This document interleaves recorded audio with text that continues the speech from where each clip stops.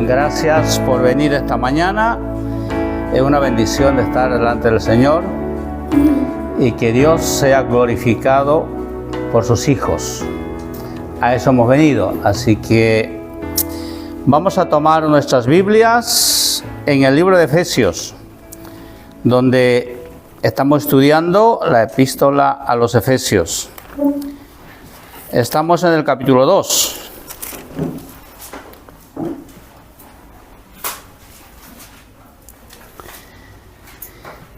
Capítulo 2, versículo 11 al 22. Cuando lo tengáis, como siempre, por respeto y reverencia a las Escrituras, a la palabra de Dios, nos levantamos y yo lo veo en voz alta y la iglesia puede seguir con la vista en sus Biblias. Dice así la palabra. Efesios capítulo 2, versículos 11. Por tanto, acordaos de que en otro tiempo vosotros, los gentiles, en cuanto a la carne, erais llamados incircuncisión, por la llamada circuncisión hecha con mano en la carne. En aquel tiempo estabais sin Cristo, alejados de la ciudadanía de Israel y ajenos a los pactos de la promesa, sin esperanza, sin Dios en el mundo. Pero ahora, en Cristo Jesús, vosotros que en otro tiempo estabais lejos, habéis sido hechos cercanos por la sangre de Cristo. Porque Él es nuestra paz, de ambos pueblos hizo uno, derribando la pared intermedia de separación y aboliendo en su carne las enemistades, la ley de los mandamientos expresados en ordenanzas, para crear en sí mismo de los dos un solo y nuevo hombre, haciendo la paz. Y mediante la cruz reconciliar con Dios a ambos en un solo cuerpo, matando en ella las enemistades. Y vino y anunció las buenas nuevas de paz a vosotros que estabais lejos y a los que estaban cerca. Porque por medio del uno, de los unos y los otros, tenemos entrada por un mismo Espíritu al Padre.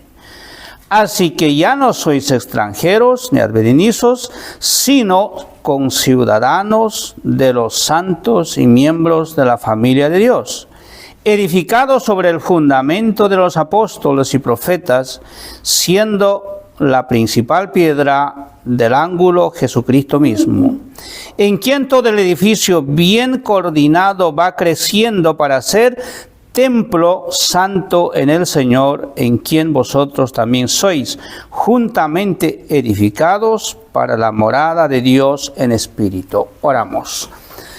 Amado Señor, gracias esta mañana. Estamos nuevamente en tu santo presencia, Señor, porque somos conscientes de que estamos en tu presencia, porque tú estás aquí en medio de nosotros. Tú que ves, Señor, nuestro corazón, nuestro pensamiento, Padre, te suplico esta mañana, habla tu palabra en nuestros corazones. Si necesitamos esa actuación, tú haz a través de tu palabra. Si necesitamos consolación, Padre, tú nos consueles a través de tu palabra. Amado Padre, gracias. Aparta todo pensamiento de vanidad y distracción del corazón y la mente de tus hijos, para que podamos prestar enteramente nuestro corazón a escuchar tu palabra.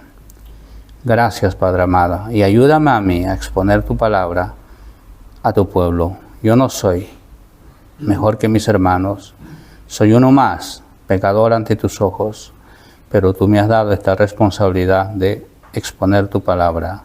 Sé tú, Señor, hablando a través de mis labios. Gracias, Padre Santo. Te lo pido todo esto en el nombre de Jesús. Amén. ¿Pueden tomar asiento?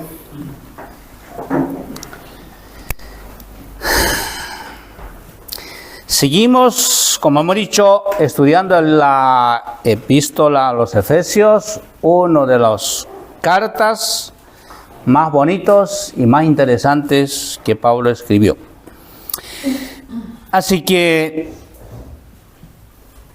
como hemos dicho al empezar a estudiar esta epístola, los tres primeros capítulos tienen que ver con nuestra posesión como creyentes en Cristo Jesús. Seguimos en eso. Anterior hemos hablado cómo somos salvos por gracia, ¿no?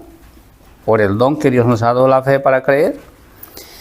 Y ahora en esta parte, Pablo nos estará hablando de la unidad del cuerpo.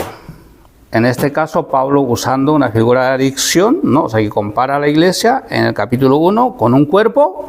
Ahora él compara a la iglesia con un edificio, ¿no? Entonces, vamos a ir. El título de la predicación esta mañana es Judíos y gentiles unidos en un cuerpo en Cristo. Y el versículo 11, Pablo nos dice: por tanto, acordaos de que en otro tiempo vosotros los gentiles, en cuanto a la carne, erais llamados incircuncisión, por la llamada circuncisión, hecha con mano en la carne. Es decir, Pablo habla de las condiciones de los gentiles antes de la primera venida de Cristo a la tierra. Solo así como a modo de introducción les cuento la historia. Sabemos que el pueblo de Israel es un pueblo escogido de Dios, pero ¿cuál era el propósito de Dios para Israel? Para que ellos sean luz en el mundo, para que ellos testifiquen del amor y la grandeza y el poder de Dios del cielo. En algún momento hicieron, pero la mayor parte se olvidaron. Pero una cosa hacían, como diríamos, bien aprendido, es que los israelitas se sentían superiores a los demás pueblos. Y como se sentían superiores, pues los trataban tan mal a sus vecinos, ¿no? Era gente igual que ellos. Pero ellos básicamente les veía como gente de segunda categoría. Incluso ellos trataban, ¿no?, a algunos que eran un poco más enemigos, por decirlo, los trataban de perros, ¿sí? Literal. ¿Sí? Y ellos no podían con ellos compartir nada. Un judío no puede entrar a una casa de un pagano porque se contaminaba. Imagínate, solo con entrar. No podía estrechar la mano porque se contaminaba. O sea que a ese nivel estaba, ¿no?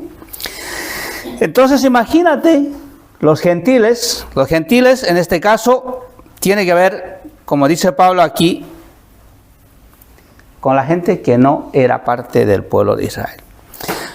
Pero quisiera traerles al pensamiento que en la Biblia es interesante.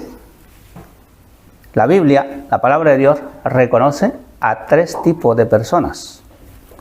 ¿Y dónde está eso? Pues leemos el 1 Corintios capítulo 10, versículo 32. El mismo autor, apóstol Pablo, dice así.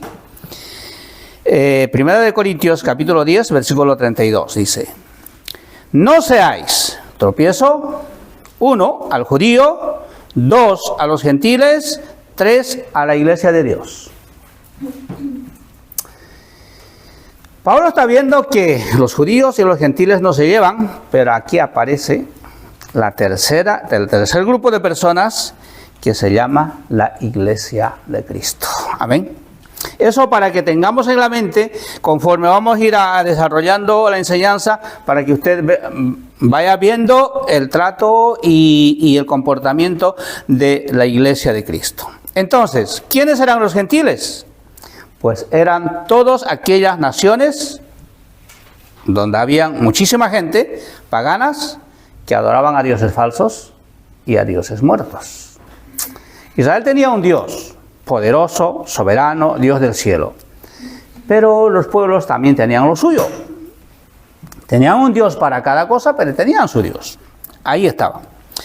¿Por qué eran llamados incircuncisos? El decirles incircuncisos era básicamente como un desprecio y como un insulto para ellos. Era porque ellos no llevaban la marca en sus cuerpos, hecho, como dice el versículo, con la mano en la carne. Imagínate. Sí. No vamos a explicar aquí de qué se trata la circuncisión. Yo creo que todos sabéis, ¿no? Pues, pero esto empieza con Abraham en el capítulo 17. Si quiere usted puede estudiar ese capítulo. Cuando Abraham hace el primer pacto con Dios y Abraham dice a Dios, como señal de este pacto, te vas a circuncidar tú, a tus hijos, a tus siervos y a toda la gente que hay en tu casa. Y así fue. Y los judíos circuncidaban a sus hijos, varones, antes de los 8 días. Y entonces llevaban esa marca, hecho con la mano del hombre, en su cuerpo, y como los gentiles no llevaban, entonces ellos decían, ellos son incircuncisos. ¿Vale? De eso se trata. En el versículo 12, Pablo nos recuerda a la iglesia, a los hermanos de Éfeso y también a nosotros, ¿de dónde fuimos rescatados? Dice el versículo, en aquel tiempo, está hablando del tiempo pasado, estabais sin Cristo, lejos de la ciudadanía de Israel y ajenos a los pactos de la promesa, sin esperanza y sin Dios en el mundo. En aquel tiempo estabais sin Cristo. O sea que se está refiriendo a los pueblos paganos, a los gentiles. Pablo está diciendo, en el capítulo 1 y en el capítulo 2, los primeros versículos hemos visto, Pablo dice que estábamos muertos en nuestros pecados y delitos. Y como estábamos muertos en nuestros pecados y delitos, pues estábamos lejos, adorando a dioses. Pero esos dioses también eran dioses muertos. Amén. ¿Sí? Sigue diciendo el versículo, alejados de la ciudadanía de Israel, los gentiles prácticamente no tenían relación alguna con los judíos, es decir, no tenían acceso al Dios verdadero que los israelitas adoraban. Además, como hemos dicho, había una enemistad declarada entre los judíos y los gentiles.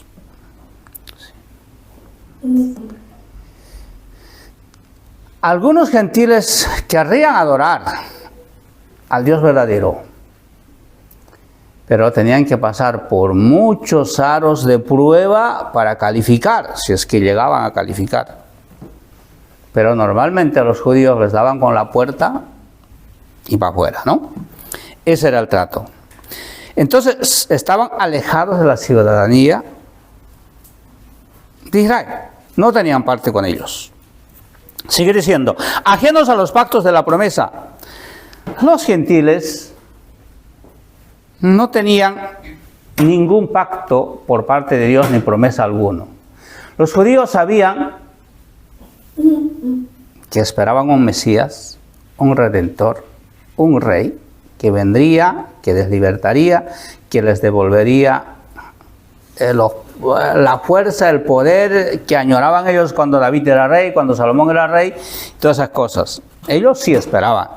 Pero los gentiles no tenían acceso a esta promesa. O sea que los gentiles no esperaban a nadie, ni Mesías, ni Salvador, nada. Ellos vivían con lo que tenían y además la mentalidad de los gentiles era, y Salomón refleja eso en sus escritos también, era de que todo lo que el hombre tenía era, o sea, que en los años que nos toca vivir aquí debajo, aquí en la tierra, Salomón dice debajo del sol. ¿Sí? Si uno vive 20, 30, 40, 50 años, pues eso es lo que tenía. Esa era su parte y ese era todo. Entonces, como podemos entender, los gentiles no tenían esperanza, ni estaban pensando en la eternidad, ni mucho menos, no en la resurrección, todas estas cosas. Eran para ellos cosas que no sabían. Por eso dice, ajenos a los pactos y las promesas de Dios. Si los judíos no compartían de ese Dios bondadoso, salvador, ¿cómo se iban a enterar? Pues imposible. Y sigue diciendo, sin esperanza y sin Dios en este mundo. Es decir, los gentiles estaban perdidos, tenían sus dioses, sacrificaban, hacían ofrendas y tal, pero como hemos dicho, no pensaban ni en la eternidad, ni esperaban a alguien que les libertara.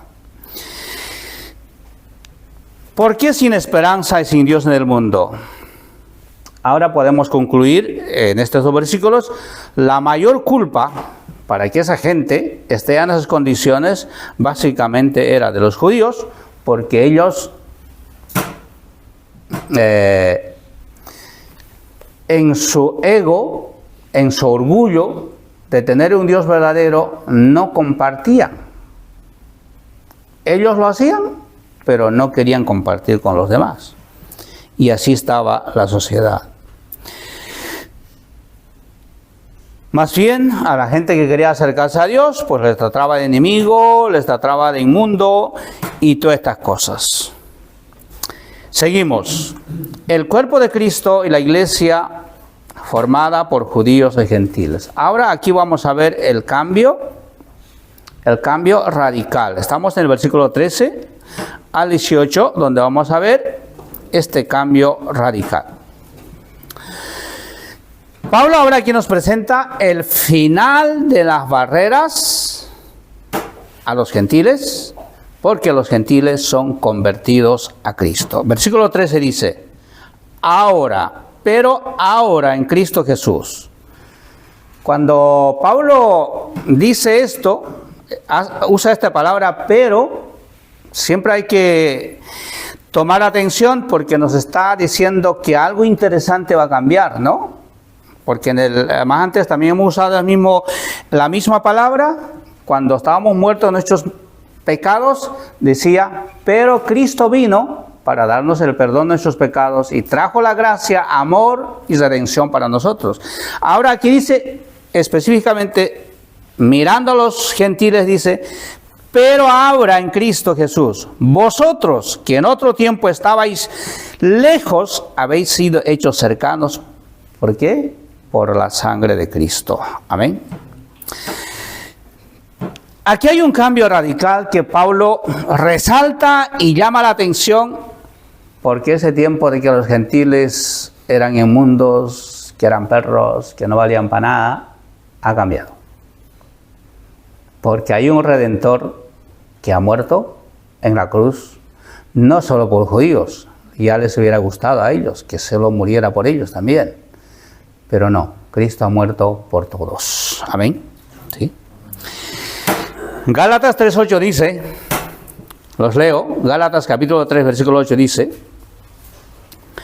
ya no hay judío ni griego, es decir, no hay judío ni gentil, no hay esclavo ni libre, no hay varón ni mujer, porque todos vosotros sois uno en Cristo Jesús. Lo dice el mismo autor, apóstol Pablo, cuando escribe a la iglesia de Gálatas. Ya no hay judío ni gentil, no hay esclavo ni libre. O sea que la discriminación que solo Israel era de Dios y Israel era para Dios, pues se ha acabado. ¿Sí? Y dice Pablo que los gentiles han sido acercados a Dios de aquella manera, porque han sido convertidos a Cristo. Amén. Y sigue diciendo el versículo, vosotros que estabais en otro tiempo, estabais lejos, habéis sido hechos cercanos. Todas las naciones gentiles, despreciados por los judíos, serán acercados a Dios. Tendrán el mismo acceso, la misma oportunidad de conocer a Dios. Esto es lo que está diciendo. ¿Pero por qué? El medio es la sangre de Cristo. Primera de Pedro, capítulo 2, versículo 24 dice, Él mismo llevó nuestros pecados en su cuerpo sobre el madero, para que nosotros, estando muertos a los pecados, vivamos a la justicia. Por su herida habéis sido sanados. Amén. Incluso hay religiones o iglesias que hoy en día enseñan la expiación limitada, por ejemplo, ¿no? que Cristo ha muerto específicamente por algunos. Pero la Biblia es claro, Cristo ha muerto por todos. Por todos. O sea que las excepciones, las separaciones, se ha acabado. Cristo ha muerto y ha dado su sangre para que todo hombre y mujer pueda ser salvo. Y Pedro dice, pues Él llevó nuestros pecados en su cuerpo sobre la cruz para que todos nosotros, estando muertos en nuestros pecados, vivamos a la justicia. Por la muerte y la herida de Cristo fuimos salvos. Versículo 14. Judíos y gentiles ahora son hechos un solo cuerpo. Este es un misterio. Este es un misterio. Uno de los misterios del que habla la epístola es esta. Es esta. Dice, porque Él es nuestra paz, que de ambos pueblos hizo uno, derribando la pared intermedia de separación. Esa gente que no se quiere,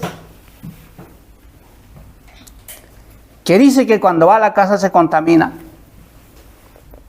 Me estoy acordando de Pedro, ¿no? Cuando de repente él va a la casa de Cornelio y ahí se convierte gente y luego se enteran los hermanos de Jerusalén y Pedro como que disimula un poco que no estaba por allá, ¿no? Y Pablo le reprende y dice, a ver, tenemos que hacer lo que Dios nos ha mandado. Ya no hay esa diferencia. Comemos lo que comen los gentiles. Estamos donde los gentiles están, porque Cristo ha muerto por judíos y gentiles. Y este versículo nos está diciendo básicamente eso. Jesucristo es nuestra paz. Él, con su poder, toma a un judío, toma a un gentil y los convierte en un solo pueblo, que en este caso es su iglesia. Y dice, derribando la pared intermedia de separación. Cristo derribó las enemistades, los prejuicios de los que los separaba, y el templo de Salomón es una ilustración perfecta, hablando gráficamente. Les recuerdo una historia. Pablo, cuando última vez fue a Jerusalén, estaba en el templo de Salomón. Estaba purificándose para cumplir su promesa. Pero resulta que unos hermanos gentiles les había acompañado a Pablo al templo, pero ellos Pablo estaba donde debían estar los judíos, y el hermano gentil también estaba en la otra parte donde deberían estar los gentiles.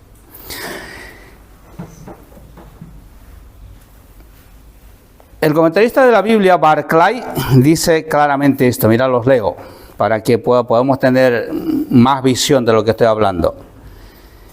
Barclay enumera estas barreras. Esta es una figura tomada del templo.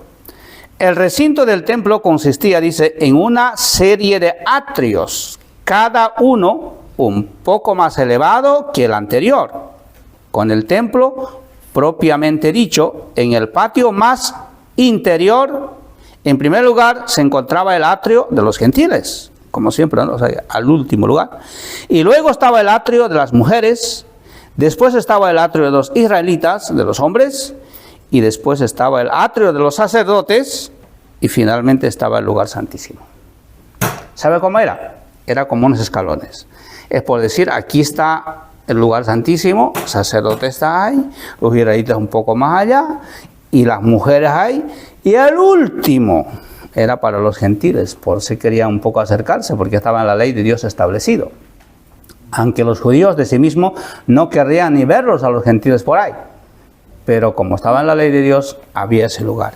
Entonces, cuando dice la barrera que Cristo ha roto, significa que esas separaciones, sacerdote aparte, los hombres aparte, las mujeres aparte, ya no existe. No existe. Y la historia del Pablo que les contaba, ¿qué hicieron los judíos? Hicieron un alboroto y al hermano gentil le hicieron pasar un pasito, por decirlo, al atrio de los israelitas. Abominación. Eso fue el delito de Pablo. acusaron que había metido al lugar santísimo, o sea, que al lugar sagrado para los israelitas, a un gentil que era abominación. Iban a lincharle, pero bueno, los soldados vinieron, rescataron a Pablo y se llevaron preso. No esa es la historia. Entonces, toda esta discriminación o separación, ¿no? Cristo ha venido y ha terminado con esto.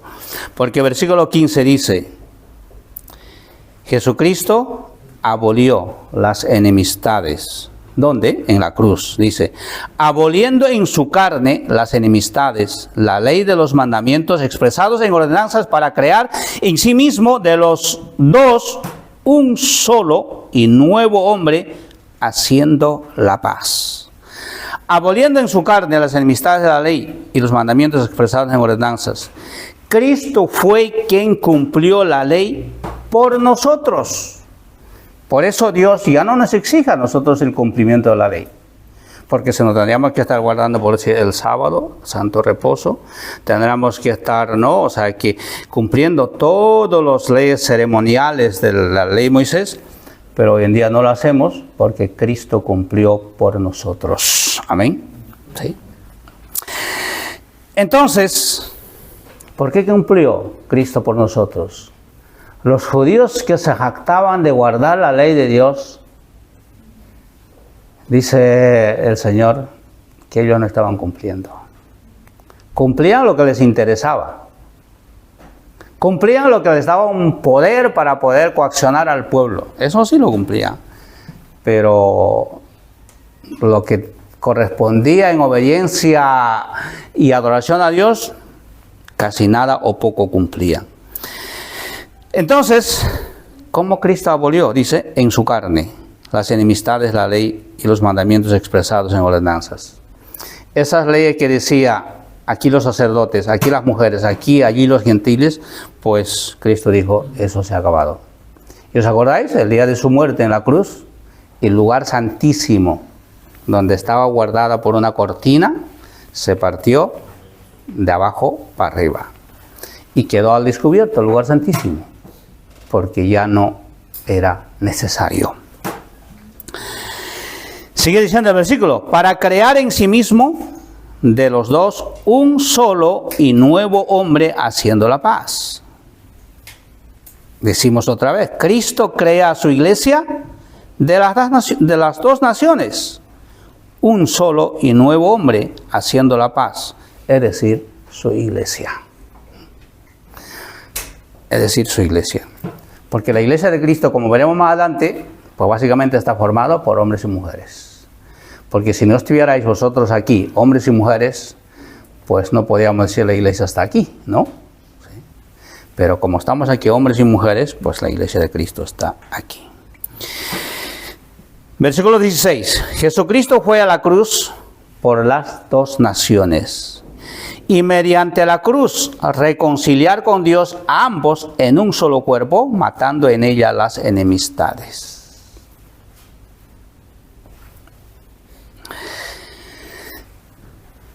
¿Cómo mata las enemistades Cristo? Primero, Cristo reconcilia el pecador con Dios. Porque la salvación ya no es por ofrendas, por sacrificios, por ceremonias, ya no. Sino es por fe, por gracia y por creer en Jesucristo. Amén. Sí. Segundo, esto es también muy interesante. Cristo reconcilia a los judíos y a los gentiles. Básicamente la iglesia primitiva en los primeros siglos eran la mayoría judío, pero también estaban ahí los gentiles. Y la iglesia de Éfeso, ¿de quién estamos hablando? La mayoría gentiles, pero también había judíos, ¿no? Y ya no había eso de decir que los judíos son lo mejor o los gentiles son pobres, no. Eran hermanos en Cristo, en amor a Dios, adoraban y servían a Dios. Porque ellos estaban conscientes y seguros de que el Espíritu Santo moraba en ellos y su Salvador era el mismo para el judío y para el gentil. Amén. Así que ya no había ningún cambio. Versículo 17. Como los judíos y los gentiles son reunidos. Vino, dice, versículo 17, y vino y anunció las buenas nuevas de paz a vosotros que estabais lejos y a los que estaban cerca. Es decir, vino y anunció las buenas nuevas de paz. ¿A quién? A los que estaban lejos, es decir, a los gentiles. ¿Sí? Cristo en su primera venida acercó el evangelio de salvación a los gentiles. Y también dice, pero a vosotros que estabais cerca. ¿Quiénes estaban cerca? Pues los judíos. Tan cerca que estaban que el Salvador, el Mesías, nació ahí. Fue uno de ellos. Pero aún así lo rechazaron. Qué triste. Sí. Y en el versículo 18 Pablo dice, porque por medio de él, los unos y los otros, tenemos entrada por un mismo espíritu al Padre. Pablo nos muestra en este versículo la provisión, el medio para alcanzar el acceso a Dios, es decir, la salvación. Porque por medio de él, ¿él quién? Pues Jesucristo. No hay otro medio. Primera de Timoteo capítulo 2, versículo 5. Primera de Timoteo capítulo 2, versículo 5 dice, porque hay un solo Dios y un solo mediador entre Dios y los hombres, Jesucristo hombre. Lo dice el mismo autor, apóstol Pablo. Sí.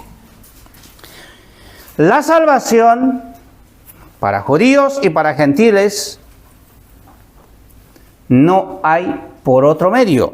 El medio se llama Jesucristo. Porque dice claramente, hay un solo mediador entre Dios y los hombres. ¿Quién? Jesucristo hombre. Amén. Sí. No hay más camino. No hay por dónde más acercarse a Dios y mucho menos ser salvo. Es a través de Jesucristo. Sigue diciendo la segunda parte del versículo. Los unos y los otros tenemos entrada por el mismo Espíritu al Padre. Jesucristo es el medio, el Salvador de los gentiles y Salvador para los judíos. Ni más ni menos. Pero es triste también en estos tiempos y siempre en la historia, sobre todo después de la Reforma, tristemente ha habido conflictos entre grupos cristianos y también de las denominaciones. ¿Sabes por qué? Porque ese espíritu de los judíos de sentirse un poco mejor aún existe en este tiempo. Hay iglesias que creen que ellos tienen un poco más cercanía a Dios o tienen, digamos, más conocimiento y a los otros les ven un tanto, digamos, perdidos, por decirlo así. Pero Pablo dice aquí, ¿por quién somos salvos? Por Cristo. Nosotros aquí somos una pequeña partecita del cuerpo de Cristo. Pero el cuerpo de Cristo está en el mundo entero, la iglesia de Cristo. Y dice Pablo aquí que unos y otros tenemos la entrada a Dios por el mismo Espíritu. El Espíritu de Cristo es el que regenera, es el que salva al pecador. Da igual si es judío o gentil, da igual si es latinoamericano, da igual si es asiático o africano, pero el que salva, el que nos da acceso a Dios, sigue siendo el Espíritu de Dios. Amén. Entonces, cualquier hermano, hermana, que profesa una doctrina sana, bíblica, es nuestro hermano. Sí. Eso es lo que está diciendo Pablo aquí. Sí. Dios es Dios de todos aquellos hombres y mujeres que han sido salvos por gracia y que son moradas del Espíritu Santo. Vayamos al tercer punto, la iglesia como edificio. versículo 19 al 22. ¿Qué privilegio es estar en Cristo? La frase que nos coloca en la posesión en la iglesia de Cristo es que el creyente está en Cristo. Estamos en Cristo. Y dice versículo 19, así que ya no sois extranjeros ni advenedizos, sino conciudadanos de los santos y miembros de la familia de Dios. Ya no somos extranjeros,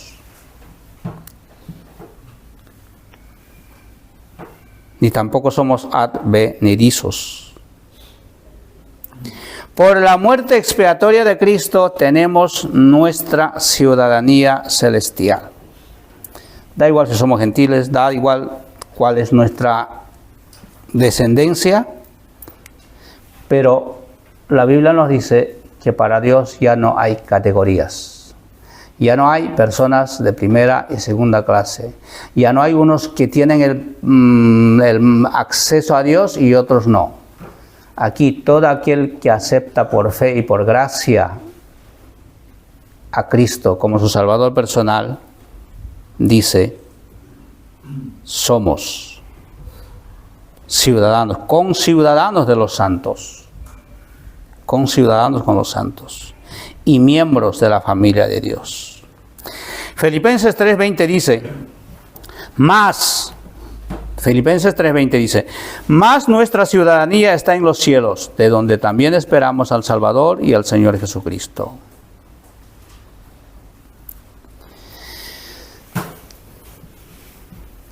Nosotros sí sabemos, ¿no?, la experiencia de cómo ser extranjero. Esto no necesita mayor explicación, ¿no? O sea, es decir, hemos vivido, como alguien dice, en carne propia, ¿vale? Y seguimos siendo extranjeros, ¿sí?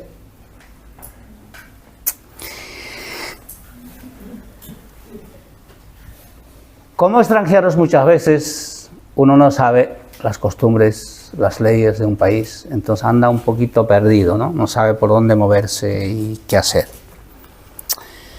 Pero dice Pablo, los que han creído a Cristo ya no son extranjeros, ni tampoco están andando por ahí algo perdido, confundido, despistado, no. Sino, más bien nuestra ciudadanía está en los cielos, de donde también esperamos al Salvador Jesucristo. Y dice, somos conciudadanos de los santos. Conciudadanos, que es una frase, tal vez hoy en día ya no se usa o no se pronuncia, pero está ahí. Pero se entiende, ¿no? Conciudadano es ser ciudadano de la misma ciudad, ¿sí? O de la misma nacionalidad, puede ser, ¿no? ¿Nacionalizado? No, o sea que, por decir, tú vives en la ciudad, tus conciudadanos serían la gente de tu ciudad, ¿no? Sí. Entonces aquí nos está diciendo que nosotros somos conciudadanos de los santos. O sea, nuestros vecinos con quienes como vamos a vivir, será apóstol Pablo, será Moisés, será Elías, ¿no? Será Noé, ¿no? Pues ellos, con ellos saldremos, no sé, si habrá café no lo sabemos, pero bueno, a tomarnos un café, no lo sé. Pero seguro que habrá plazas donde podremos salir y conversar, ¿no? Y entonces está diciendo eso, que no somos conciudadanos de los santos. ¿Y qué más? Y miembros de la familia de Dios. Yo tengo una familia, los miembros de mi familia, hablando de sangre, pues mi hija, mis hijos, ¿no? Y la esposa de mi hijo también. Y Kelly, que también es mi sobrina, son parte, digamos, ¿no?, de la familia. Pero eso no es todo. Me gusta decir, la familia de verdad, es todos nosotros que estamos aquí. Esa es la familia de Dios. Aquí habemos varias nacionalidades. Y en el cielo, pues estas nacionalidades ya no existirán. Nadie va a decir, yo era uruguayo, era argentino, yo ecuatoriano. No, allí todos somos ciudadanos del reino y familia de Dios. Amén. Les traigo al recuerdo la promesa de Cristo en la última cena. Él dijo, yo voy, y saben dónde voy, al Padre. Y allí voy a preparar lugar para vosotros. Y cuando esté todo aparejado, preparado, yo mismo vengo y los llevo donde yo estoy. San Juan 14:3 estoy hablando, ¿vale? Entonces, la familia de Dios, el Padre nuestro, Jesucristo, está preparando un lugar para sus hijos. Y allí es que vamos, amén. Esa es nuestra esperanza. Versículo 20 dice ahora, Pablo compara la iglesia con un edificio. Y dice, edificado sobre el fundamento de los apóstoles y profetas, siendo la principal piedra del ángulo Jesucristo mismo. Edificado sobre el fundamento de los apóstoles y profetas.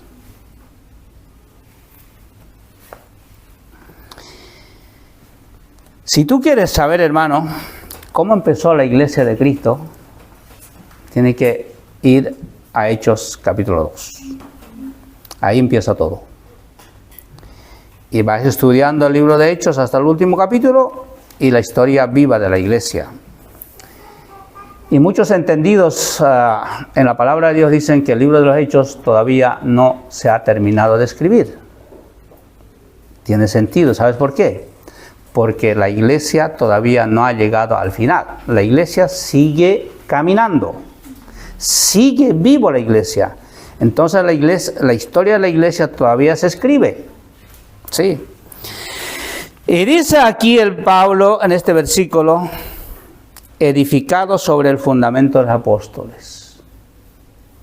¿Quiénes establecieron hacer un servicio como esto? Claro, con sus matices, ¿no? ¿Sí?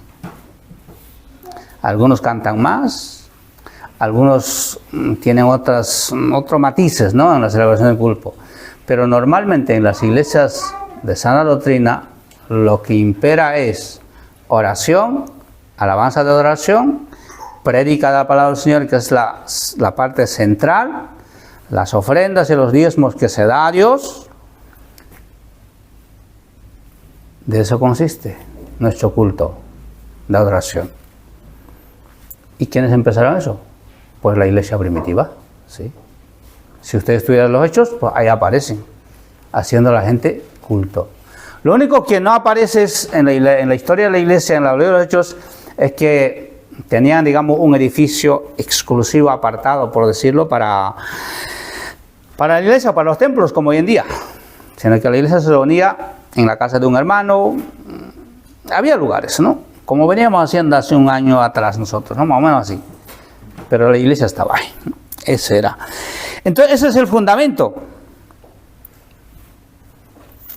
Y Hechos capítulo 2, versículo 42 dice, y perseveraban en la doctrina de los apóstoles, en la comunión unos con otros, en partimiento del pan. Anterior domingo hemos partido pan y vino, que para nosotros es la cena del Señor. Y en la oración, ¿veis? Lo que hacemos hoy, empezaron haciendo los apóstoles. Y lo seguimos haciendo, porque ese es el fundamento de nuestra doctrina. Amén. No podemos nosotros inventarnos o de repente un poquito, no, o sea, hay que mejorarlo, no sé, de otra manera. El fundamento está, no podemos modificarlo y esa es la forma de adorar a Dios y eso es lo que vamos a hacer siempre. Amén. Siendo la principal piedra del ángulo Jesucristo mismo. Ahora, el fundamento, la base principal donde se asienta y se sostiene la iglesia, hermanos, es Jesucristo. Primera de Corintios capítulo 3 versículo 11 dice, Primera de Corintios capítulo 3 versículo 11 dice, porque nadie puede poner otro fundamento que el que está puesto, el cual es Jesucristo. Eso es. Nadie puede poner otro fundamento. Ya está puesto. Y lo que dice aquí el piedra del ángulo es interesante. El piedra del ángulo es así como una cuña. Normalmente usan cuando hacen los arcos, ¿no? ponen la última piedra y eso no cede jamás. Es el pie del ángulo. Pero el fundamento, la base, el cimiento donde se edifica. ¿Os acordáis que Jesucristo dijo, edificaré mi iglesia sobre esta roca? Bueno, nuestra antigua iglesia decía que esa roca era Pedro, pero no. La roca es Jesucristo. Amén. Jesucristo se estaba refiriendo a sí mismo y dijo, sobre esta piedra voy a edificar. Y Cristo era esa roca. Y su iglesia está siendo edificado sobre esa piedra, sobre esa roca. Y dice, en quien todo el edificio bien coordinado va creciendo. Pablo habla aquí de un edificio vivo que va creciendo, pero bien coordinado. Hermanos, quiero llamar vuestra atención aquí.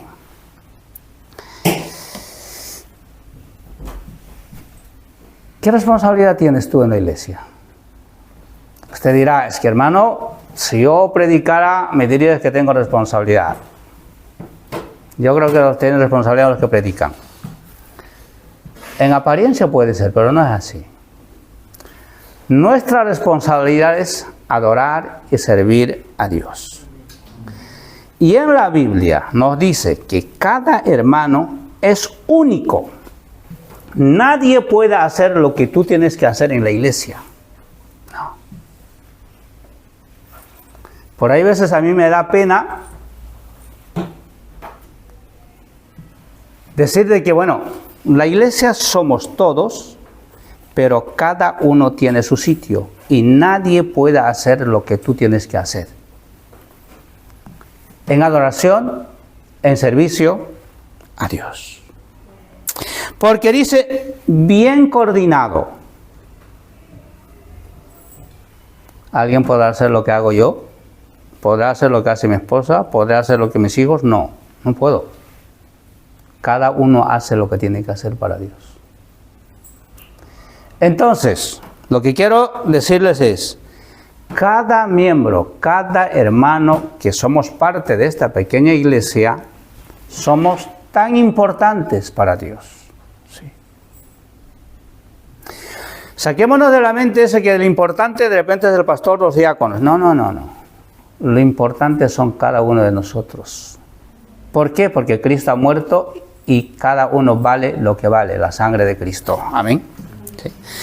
Y el edificio va creciendo bien coordinado, bien coordinado. Cada cosa está en su sitio. Hermanos, usted es importante en la iglesia y debe de saberlo. Y su importancia le cuesta a Cristo su sangre. Piensa en eso. Uno puede decir, bueno, la iglesia. Pero si usted es salvo, su salvación ha costado la sangre del Hijo de Dios. Y eso merece nuestra atención, nuestra adoración, nuestra dedicación, porque es Dios.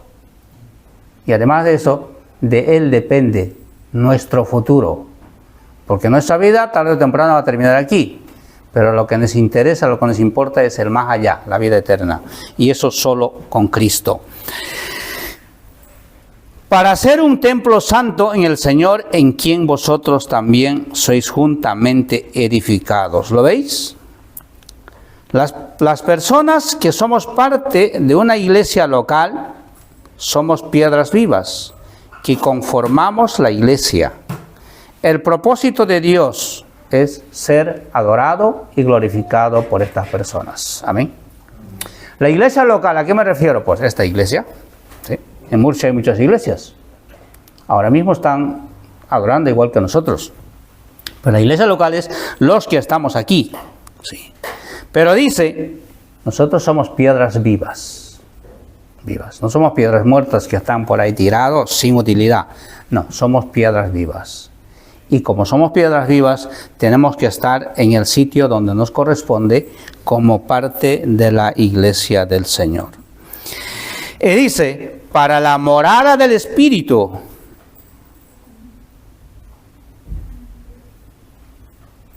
Pablo, en su carta a los Corintios, dijo, somos morada del Espíritu Santo. Bueno, esto me anuncia que ya es el tiempo, pues vale. Y justo estamos llegando. Interesante. Eso para no predicar 1 hora y media, ¿vale? Bueno, le estaba citando 1 Corintios 6, 19. Dice, ¿o ignoráis que vuestro cuerpo es el templo del Espíritu Santo, el cual está en vosotros, el cual tenéis de Dios, y que no sois vuestros? La iglesia, el edificio con fundamento de Cristo y con el piedra ángulo principal que es Cristo, pero construyéndose, ¿no?, con las piedras vivas. Imagínate tú, yo no sé si tú eres el dintel de la puerta, eres la ventana, o vas para el techo, o vas para el suelo, no sé, pero tú eres importante en la iglesia de Cristo. Amén. Sí. ¿Y para qué es este edificio? No es un edificio donde van a vivir personas, sino que dice, es la morada del Espíritu de Dios. Y el mismo autor Pablo dice en Corintios que nuestro corazón es la morada del Espíritu Santo. Amén. Sí. Entonces, hombres y mujeres que estamos reunidos aquí, donde mora el Espíritu Santo de Dios. Por eso hay ese gozo, por eso hay ese amor, por eso hay esa gratitud de decir, gracias Señor por perdonar mis pecados, gracias Señor por salvarme. Por eso estamos aquí, hermanos. Sí. La razón por la que estamos en la iglesia, reunidos hoy, teniendo esta comunión con Dios, es básicamente por agradecimiento a Dios, en adoración, en alabanza, como cuerpo de Cristo, como el edificio que se está construyendo. Esto es lo que estamos haciendo. Amén. Resumen final. Con esto terminamos. Número 1. Estando muertos en nuestros pecados y delitos, Cristo nos salvó y nosotros debemos responder a ese propósito de Dios. ¿Cómo vamos a responder? Pues adorando, obedeciendo y viviendo una vida que agrade a Él. Sí. Número 2. Pero ahora en Cristo nadie es menos ante Dios. Todos pueden acercarse a Dios. La pared intermedia ya está derribado. Ya no hay privilegios. Ya no hay unos más cerca, otros más lejos. Todo hombre y mujer que ha aceptado a Cristo como su Señor y su Salvador es de la familia de Dios. Sí. Porque Romanos 10:9 dice que si confesares con tu boca que Jesús es el Señor y creyeres en tu corazón que Dios levantó de los muertos, serás salvo. Número 3. Por la muerte de Cristo en la cruz tenemos la entrada a la vida eterna. No hay otro medio, hermanos. Como dice Pablo, si alguien les ofrece un camino un poquito más ancho, yo que sé, para llegar a Dios más tranquilamente, no lo crea. Es que no existe. El camino al cielo es Cristo. Y si no es por medio de Cristo, no hay. No se puede llegar. 4. La iglesia de Cristo es comparada con un edificio, lo que acabamos de hablar, donde el fundamento es Cristo y también la piedra angular. ¿Sí? Cristo es el todo. Porque si no fuera el fundamento del Cristo, la iglesia puede derrumbarse, caerse. Pero Él dijo que la iglesia que Él iba a edificar prevalecería incluso contra el mismísimo puerta del infierno, quiere decir, contra Satanás. Así que ni la misma fuerza de Satanás puede con la iglesia, porque la iglesia es de Cristo. Número 6. Cada creyente nacido de nuevo, es decir, salvado por gracia, es una piedra viva que forma parte del edificio que es la iglesia. Y como la iglesia es viva y se va creciendo, una persona que se convierte es una piedra viva que se agrega. Y la iglesia va creciendo. ¿Sí?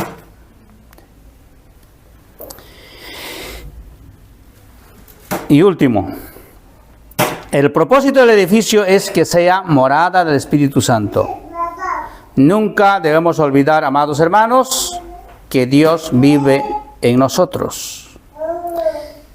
Termino con este versículo. Primera de Pedro, capítulo 2, versículo 9 dice: Mas vosotros sois linaje escogido, real sacerdocio, nación santa, pueblo adquirido por Dios, para que anunciéis las virtudes de aquel que os llamó de las tinieblas a la luz admirable.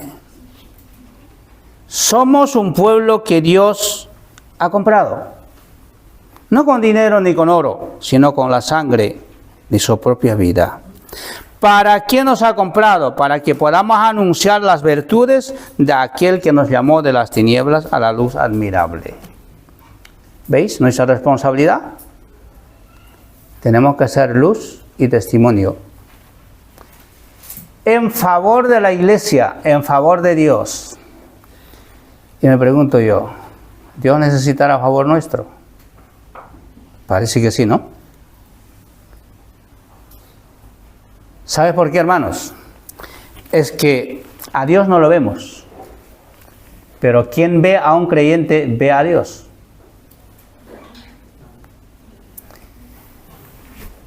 Si la gente nos ve a nosotros hablando, viviendo nuestra vida, de alguna manera tenemos que reflejar la vida de Cristo.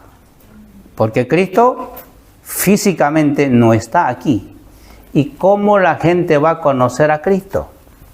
Pues es a través de nosotros. Amén.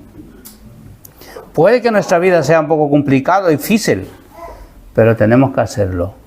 Porque es un mandato y es un propósito por el cual Dios nos ha llamado. Nos ha comprado y nos llamó de las tinieblas a la luz admirable, que es Cristo. Hermanos, vamos a ponernos de pie y vamos a decir gracias al Señor por esta su enseñanza de su palabra.